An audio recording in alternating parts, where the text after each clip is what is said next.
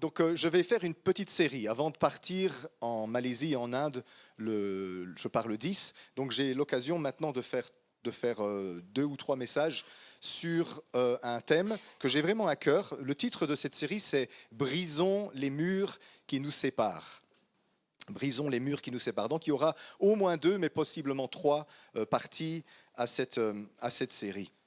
Alors pour ceux qui se souviennent, il y a 7 ans, quand j'ai commencé le pastorat ici, j'avais fait une série qui s'appelait « Une église sans mur ». Vous vous souvenez, hein? Et en fait, c'était sorti de cette méditation que j'avais depuis des années. Je ressentais dans le cœur de Dieu qu'il déteste nos murs. Vous vous souvenez ça? J'avais toujours cette pensée-là qui venait dans mon cœur, je déteste vos murs. Et je disais, mais Seigneur, qu'est-ce que tu détestes?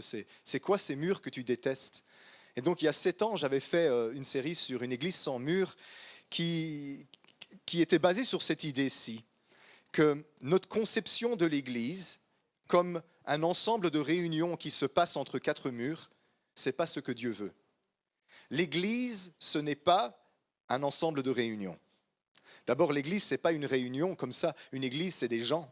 Une église, c'est les gens partout où ils sont, 24 heures sur 24, 7 jours sur 7. Le peuple de Dieu, partout où il va. Et j'avais fait cette série assez longue d'une église sans mur sur cette idée-là. N'allons pas à l'église, mais soyons l'église. Alors je ne veux rien enlever à tout ça parce que je pense que c'est vraiment important, mais ça m'est revenu. Et donc je me suis dit, tiens Seigneur, je n'ai pas réellement touché ce que tu voulais toucher. Je déteste vos murs. Ah. Mais Seigneur, quel mur? Alors de quel mur parles-tu?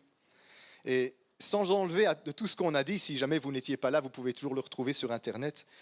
Je vais parler des murs qui nous séparent, que Dieu nous appelle à briser, parce qu'il y a d'autres murs. Il y a d'autres murs. Il y a des murs qui nous séparent de Dieu. Il y a des murs qui nous séparent de nous-mêmes. Et il y a des murs qui nous séparent les uns des autres, que nous construisons. Et donc, ce matin, c'est l'introduction à cette série. Donc, brisons les murs qui nous séparent. Et on va réfléchir un petit peu sur le sens des murs. Il y a une chanson qu'on chante régulièrement, « Je fais les tours des murs qui auraient dû tomber ». Depuis le temps qu'on le chante, ils auraient dû tomber, les murs. Israël a fait le tour de Jéricho pendant 6 jours et le 7e jour, les murs sont tombés. Je fais les tours des murs qui auraient dû tomber. Pourquoi construisons-nous des murs dans la réalité? Et on va réfléchir ensemble à partir de Josué au chapitre 6. On va lire les 5 premiers versets de Josué 6, donc le moment où on voit la ville de Jéricho. Josué 6, 1 à 5. Jéricho était fermé et barricadé devant les enfants d'Israël. Personne ne sortait et personne n'entrait.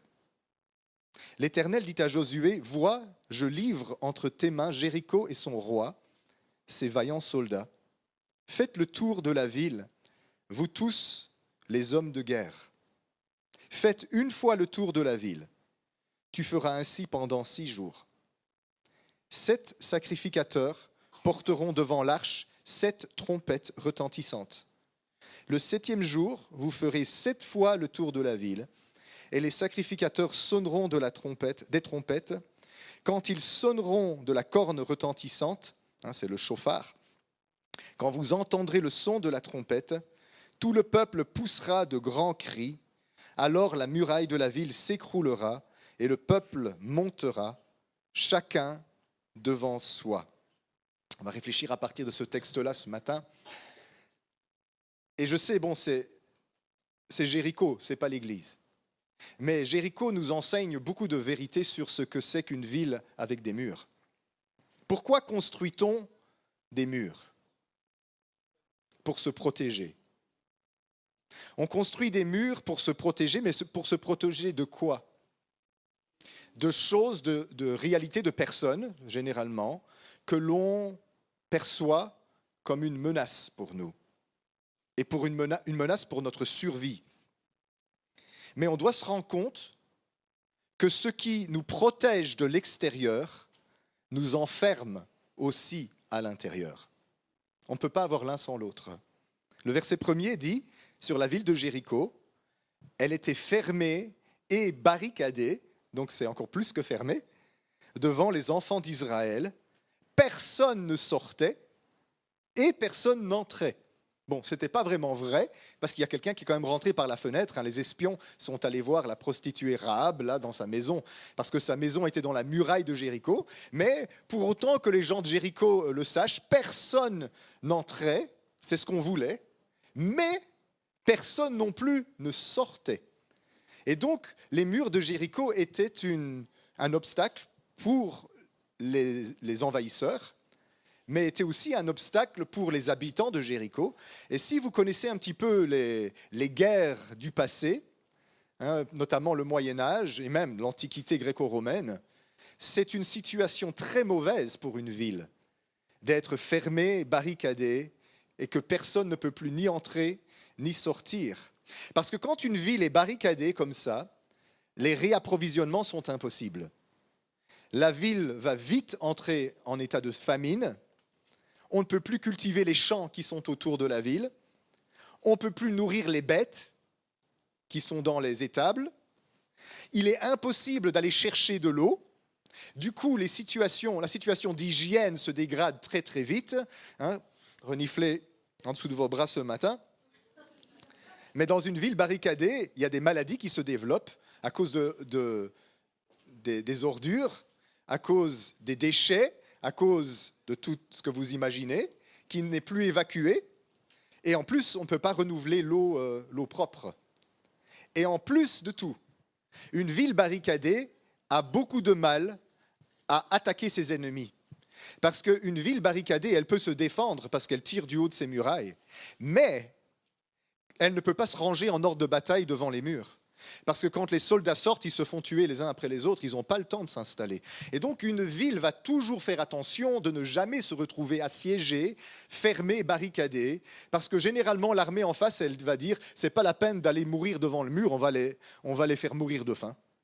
On va laisser rien rentrer, rien sortir, et dans 2-3 mois, nous, on ne sera pas morts, mais eux, ils seront tous morts et on pourra aller les cueillir. Et donc cette ville de Jéricho est dans un mauvais état. Elle nous enseigne sur notre vie. Alors je sais qu'on a de bonnes intentions quand on construit des murs, parce qu'on veut se protéger. Mais les murs dans nos vies qui nous protègent de ce qu'on perçoit comme une menace extérieure sont aussi les murs qui nous enferment à l'intérieur de nous. Un mur a toujours 2 effets, un effet de protection voulu vers l'extérieur, mais un effet d'enfermement à l'intérieur.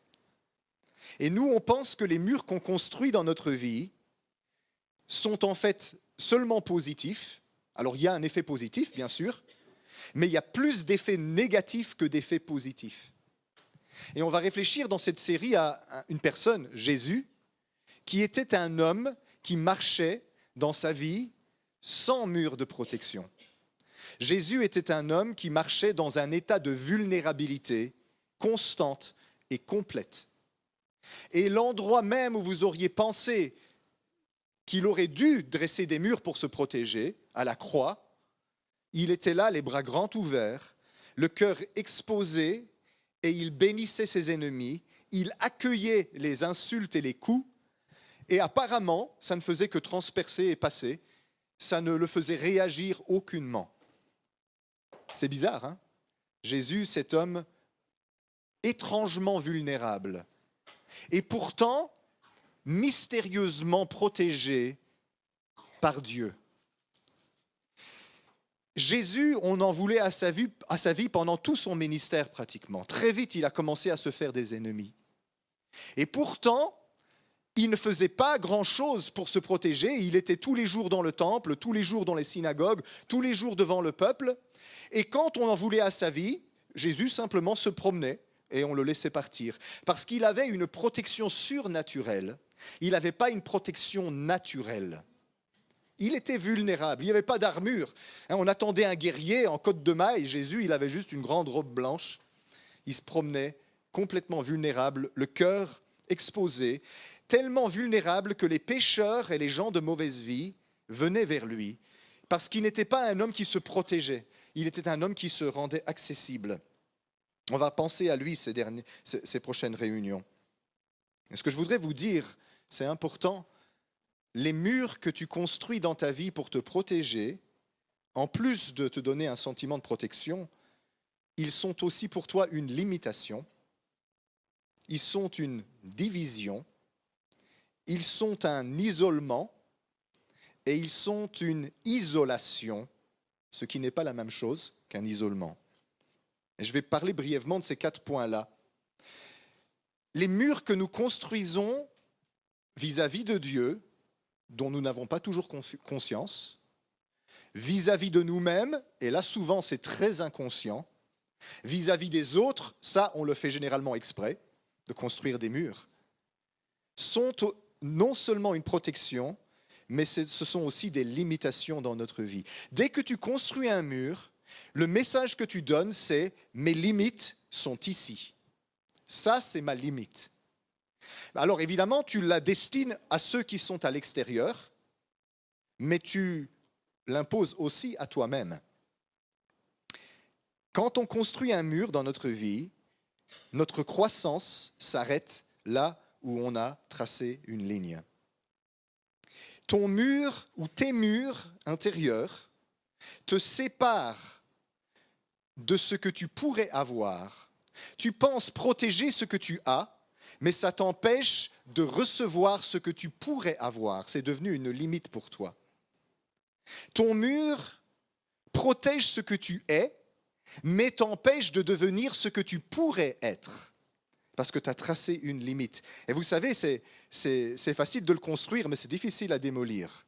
Parce que les murs, quand ils sont installés dans notre vie, ça devient constitutif de notre identité. Et on en parlera dans les semaines prochaines, mais l'apôtre Paul va dire que ça devient même des forteresses mentales, des hauteurs qui s'élèvent dans notre tête contre Dieu et contre les autres. Le mur que tu construis pour te protéger de l'extérieur t'empêche aussi de grandir vers l'extérieur. Dieu a plus pour nous, chacun de nous, et pour l'Église dans son ensemble. Et nous allons donc entrer dans une saison où Dieu va plus se contenter de dire « je déteste vos murs », mais abattons les murs. Les murs qui nous séparent de Dieu, qui nous séparent de nous-mêmes, de notre véritable identité en Christ. Et ces murs qui nous séparent des autres, d'abord des frères et sœurs, avec qui nous avons mis des distances pour nous protéger, mais qui nous séparent aussi des gens de l'extérieur et qui nous rendent froids vis-à-vis des personnes qui ne connaissent pas encore le Seigneur, parce qu'il faut des distances. Si vous regardez Jésus, c'était un homme qui n'avait pas de distance avec les gens de l'extérieur. On le lui reprochait. Tu manges et tu bois avec les prostituées et les gens de mauvaise vie. Jésus disait, ce sont les malades qui ont besoin du médecin, pas les bien portants. C'était un homme qui laissait les autres entrer dans son cercle intime. Prenons un instant Éphésiens au chapitre 3, versets 20 et 21, si tu veux bien, Noémie. Éphésiens chapitre 3, versets 20 et 21. Or, à celui qui peut faire, par la puissance qui agit en nous, infiniment au-delà de tout ce que nous demandons ou pensons, à lui soit la gloire dans l'Église et en Jésus-Christ dans toutes les générations, au siècle des siècles. Amen. Dieu peut faire plus que ce que tu penses. Je sais qu'il n'y a personne ici qui se construit des murs en briques, mais les murs que nous construisons sont faits de pensée, de raisonnement. Et chaque brique est un raisonnement. Et puis ça fait un système de pensée qui sert à se protéger, mais en réalité ça nous enferme.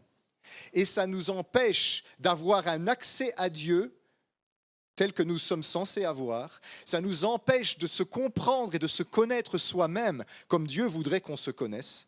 Et ça nous empêche d'aller vers les autres comme Dieu le voudrait. Et donc pendant ces 2-3 semaines, j'aimerais qu'on réfléchisse chacun pour soi de ces murs que nous avons chacun, qui ne sont peut-être pas les mêmes, hein, et on va en parler bien sûr de quel type de mur. Donc j'ai parlé premièrement de ce mur de protection qui est aussi ta limitation. Deuxièmement, ce mur qui te protège est aussi une division. Parce qu'à partir du moment où je dresse un mur, il y a nous et eux, ou moi et eux, nous et les autres. Et on fait une distinction entre ceux qui sont dans les murs et ceux qui sont en dehors des murs. Et sans même s'en rendre compte, on fait rapidement ça dans nos relations humaines. Dès qu'on est un petit groupe, il y a nous et il y a eux. On a eu au début de l'année une très bonne série de réunions fondement de la foi.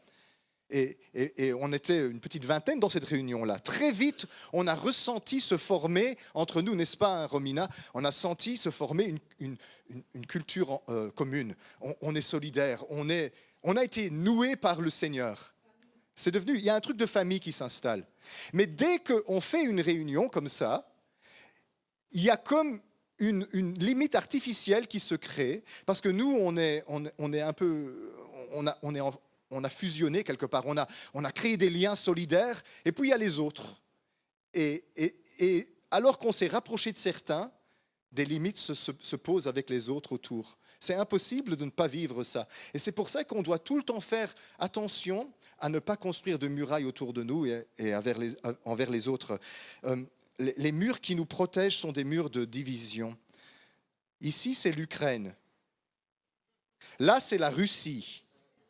Tu rentres pas chez nous et nous, on rentre pas chez toi. Et pourtant, on parle tous les deux russe. On a les mêmes ancêtres, pratiquement, si vous regardez un peu. Et on a, grosso modo, la même culture. Mais on a tracé une ligne artificielle, stupide, arbitraire, parce que les frontières des nations sont arbitraires. On suit les cours d'eau, on suit les montagnes, et on dit, voilà, c'est jusqu'ici chez moi. Maintenant, chez moi, c'est un peu plus loin. Voilà, chez moi, c'est aussi chez toi. Voilà. Maintenant, tu dégages de chez moi parce que maintenant, ton chez toi, c'est mon chez moi. Et on trace une ligne et on bombarde l'autre position en face. Vous voyez comment les lignes que l'on trace deviennent des divisions artificielles entre les peuples. Alors, je sais bien, en Belgique, les Wallons et les Flamands, on a quand même une culture passablement différente. Mais il y a plusieurs ouvrages qui ont été faits sur ça qui montrent que le Belge, il a plus de choses en commun qu'il ne pense, au-delà de la barrière linguistique. Mais on va retenir ce qui nous différencie. Et on va se tirer des obus entre le nord et le sud. Bon, on n'en est pas encore là en Belgique, heureusement. Parce qu'on serait tous détruits, les Wallons, je pense, très rapidement. La Flandre est beaucoup plus efficace. Mais voyez les lignes, comment les lignes divisent. J'ai vécu pendant 10 ans en Afrique du Sud, où on pratiquait l'apartheid, donc la séparation, la ségrégation entre les Africains originaires d'Afrique du Sud et puis les gens d'origine anglaise ou néerlandaise qui sont venus coloniser l'Afrique du Sud.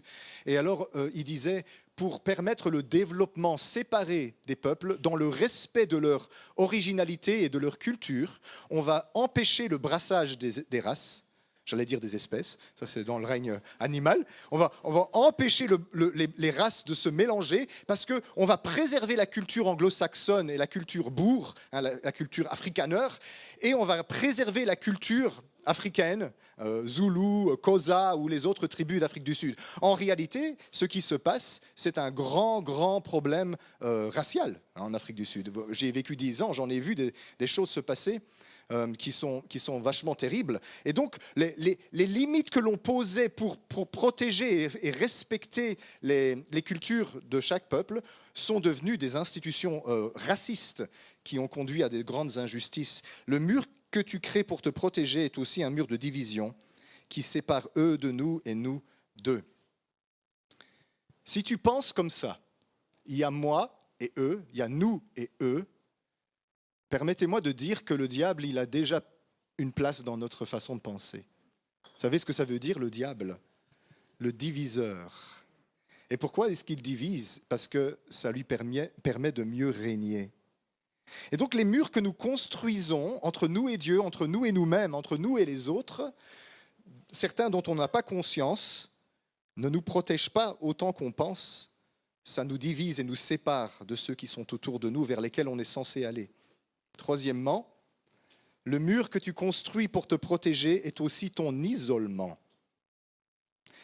L'isolement, c'est que je me retrouve tout seul. Je suis coupé de l'extérieur. Et ça empêche ceux qui m'entourent d'entrer. Et comme je me protège de ceux que je considère comme une menace potentielle, parfois je ne sais même pas de qui, parce que j'ai été blessé il y a des dizaines d'années, mais maintenant je suis tourmenté, et donc du coup je vais mettre des murs pour me protéger. Ces murs qui me protègent des menaces hypothétiques sont aussi les murs qui vont empêcher ceux qui me veulent du bien d'entrer. Et quand on voit, vous savez, on est très fort les êtres humains à lire le non-verbal. Quand on regarde quelqu'un qui a des murs, ouais, je ne vais pas aller vers cette personne. On sent que, oula, cette personne-là, il ne faut pas aller trop près d'elle. On arrive facilement à lancer un message non-verbal. Vous savez, vous rentrez le visage froid, vous regardez droit devant vous, on fait, oh là là, on va la laisser tranquille, cette personne. C'est un mur de protection, ça. C'est un mur de protection. Et ce n'est pas un mur qui dit la vérité. Parce que ce mur donne l'impression qu'on a affaire à quelqu'un de froid, de méchant, alors qu'en fait, on a affaire à quelqu'un de vulnérable qui souffre et qui veut se protéger. Et donc, on doit regarder au-delà des murs. Peut-être que le Saint-Esprit va nous donner un escabeau pour regarder au-dessus des murs que nous avons chacun construits. Oui, avec tes murs, les méchants ne peuvent pas rentrer, hypothétique, mais laisse-moi te dire, il y a plus d'amis que de méchants qui ne peuvent pas rentrer à cause des murs. Ce mur qui est ta protection est aussi ton isolement. Le même mur dont tu te sers pour te protéger, pour éviter d'être à nouveau blessé, te coupe de ceux qui te veulent du bien. Et les gens qui construisent des murs s'isolent et se sentent extrêmement seuls, et puis, immanquablement, vont reprocher aux autres de les avoir abandonnés et de les laisser dans l'isolement. Mais ce que nous ne nous rendons pas compte, c'est que ce que nous cultivons à l'intérieur de nous se reproduit à l'extérieur de nous. Et je me sens seul parce que je me suis isolé, parce que je me protège. Et comme on a des bonnes intentions, je ne veux plus avoir mal, je ne me rends pas compte que ce mur de protection pour ne plus avoir mal lance un message aux autres, ne vous approchez pas de moi. Surtout restez à distance. Et c'est vrai spirituellement. Et figurez-vous que, oui, c'est vrai avec Dieu, on dresse des murs vis-à-vis de lui, et lui, il aimerait tellement s'approcher de nous, il aimerait tellement entrer et nous prendre dans ses bras. Regardez, ce matin, on a eu un moment de louange très calme. C'est plus difficile à gérer un moment de louange calme qu'un moment bruyant, n'est-ce pas? Dieu était là avec son amour et sa grâce, il n'y avait aucune résistance de la part de Dieu. Mais dès que la réunion a commencé, on a commencé à ressentir les murs qui s'installent chez les uns et chez les autres, qui ont du mal avec le silence, qui ont du mal avec la douceur, qui ont du mal avec le calme, parce qu'on a peur de la vulnérabilité.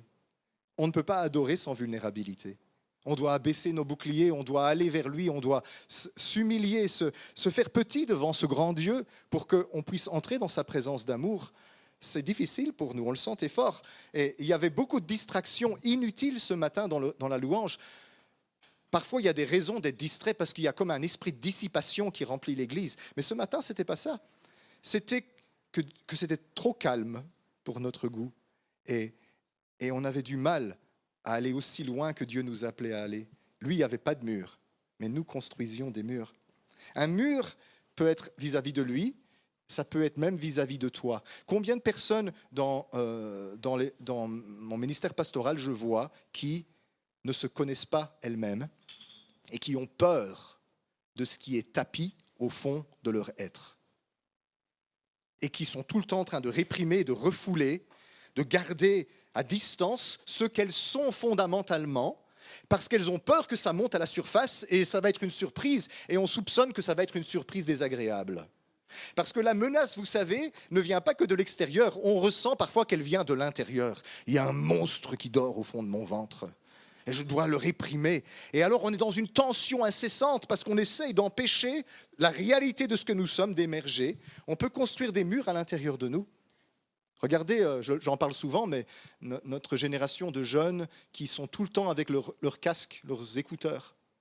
Ce sont des murs auditifs, des murs de son qui les empêchent d'être seuls avec elles-mêmes et d'écouter ce qui se passe dans le cœur. Pour vous rassurer, il y a peut-être des monstres qui habitent dans votre ventre. des trucs refoulés d'il y a longtemps, mais je vais vous dire une bonne nouvelle. Derrière tout ça, en dessous de toutes les décombres et de toutes les ordures du passé, il y a l'image de Dieu au fond de l'être humain, qui ne demande qu'à sortir d'en dessous de la décharge du passé et de toutes les souffrances qu'on a accumulées, et qui veut jaillir hors de ça. Et tu te demandes pourquoi il y a une pression constante en toi pour que tout remonte, parce qu'il y a quelque chose de beau en dessous qui veut sortir. Alors ce n'est pas grave si on fait un peu d'archéologie ou un peu de se débarrasser des ordures. Tout ça qu'il y a au-dessus, tout ce qui nous est arrivé dans notre vie, en dessous, il y a quelque chose de magnifique au fond de l'être humain. L'être humain est image de Dieu. Arrête les murs d'isolement, spirituellement, humainement. Quatrièmement, le mur qui est ta protection est aussi ton isolation. Un isolement, ce n'est pas la même chose que l'isolation. L'isolement, c'est je me protège de ce qui est à l'extérieur. L'extérieur ne peut pas rentrer. L'isolation, si vous avez une maison, c'est empêcher ce qui est à l'intérieur de sortir.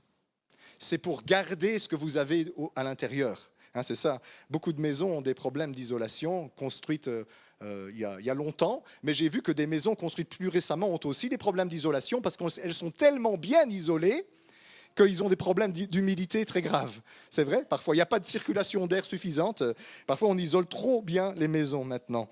Hein. Donc l'isolement empêche ce qui est extérieur d'entrer, l'isolation empêche ce qui est à l'intérieur de sortir. Il y a des bonnes choses en toi. Dieu t'appelle à aimer, à servir, à aller à la rencontre de lui, à la rencontre de toi-même, on en parlera la fois prochaine, et à la rencontre des autres. Mais tu es isolé et tout ce qui est bon en toi reste enfermé. Il y a une parole qui a été donnée ce matin sur quelqu'un qui bouillonne, qui a quelque chose à donner, quelque chose à faire, qui veut servir, mais qui garde à l'intérieur. Vous avez vu ça, par exemple, ça c'est un mur. Alors on va l'appeler comme on veut, je suis timide, je n'ose pas parler en public, mais c'est un mur qui est une isolation. Tu as quelque chose à l'intérieur qui veut sortir à l'extérieur pour aller vers les autres et tu le gardes. Vous voyez, là, c'est par exemple typiquement une muraille d'isolation que l'on construit. Et on la justifie, on dit je suis tempérament discret, je suis timide. Oui, ok, c'est pas grave. Être timide, c'est pas grave. Tu peux parler, tu peux servir avec timidité. Pas grave, tant que tu le fais. Et tu vas voir qu'elle va disparaître en faisant. La timidité, ça s'en va quand on essaye, c'est comme ça que ça se passe. Mais quand on résiste, non, on voit très bien ça dans la Bible. Hein. Moïse dit, non, je ne parlerai pas pour toi, envoie quelqu'un d'autre, envoie mon frère, envoie un autre, moi je ne suis pas parler. Et pourtant, qu'est-ce qu'il avait des choses à donner, ce Moïse, hein. On voit ça dans la Bible. Donc, faisons attention à l'isolation de notre maison spirituelle. Ça garde la chaleur, mais ça garde aussi l'humidité. Et l'humidité, ça conduit à des moisissures. Et on ne veut pas avoir une vie ni une église qui sent le moisi.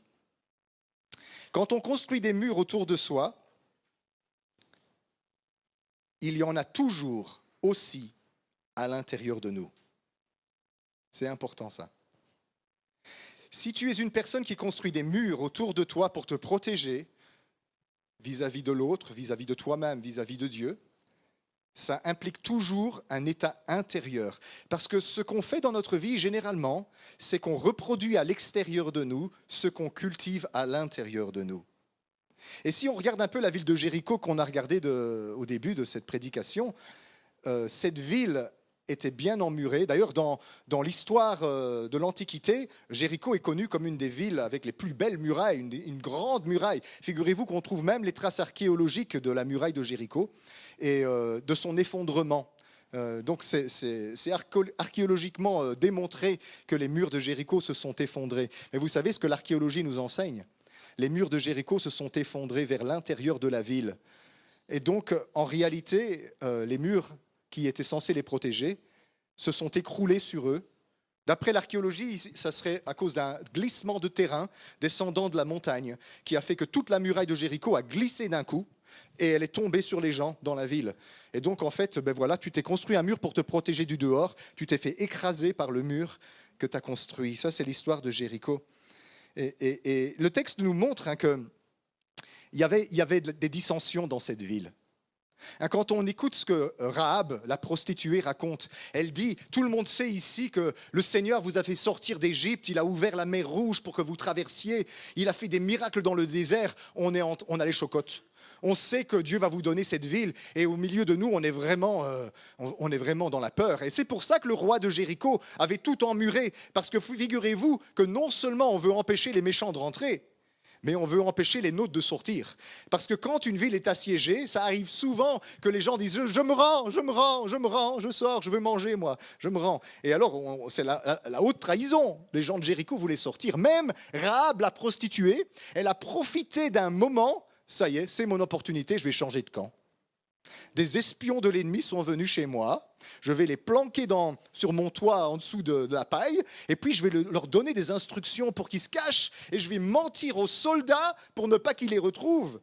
Mais c'était une traître, cette femme quand même, pour les siens. Bon, elle a fait le bon choix, elle a choisi le camp de Dieu, mais quand même, elle n'avait pas beaucoup de patriotisme. Bon, on avait déjà quelques indications qu'il y avait quelque chose qui n'allait pas, parce que sa maison n'était pas dans le centre-ville. Sa maison était dans la muraille.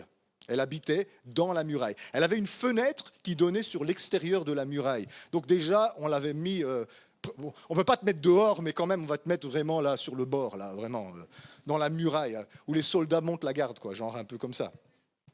Et alors, elle était prête à changer de camp du jour au lendemain. Elle se rendait compte que dans cette ville, il y avait des dissensions. Il y avait des difficultés, il y avait des tensions, et beaucoup de personnes sans doute étaient prêtes à se tourner vers Israël et à abandonner Jéricho. Mais le roi ne voulait que personne sorte. C'est bizarre ça, Quand on a peur, on contrôle et on empêche les gens d'être libres parce qu'on a peur qu'ils s'en aillent. C'est ça qui se passe ici avec ce roi de Jéricho. Et Jésus va dire dans l'Évangile, tout royaume divisé contre lui-même ne peut subsister. Et Satan ne peut pas combattre Satan, sinon son royaume s'effondre. Et donc, dès l'instant où il y a des murs, que ce soit des murs à l'intérieur de toi, vis-à-vis de Dieu, vis-à-vis de toi-même, parce que tu refoules des parties de toi, ou vis-à-vis des autres, tu es un royaume divisé qui ne peut subsister. Et puis tu t'étonnes que 20 ans plus tard, tu es en dépression.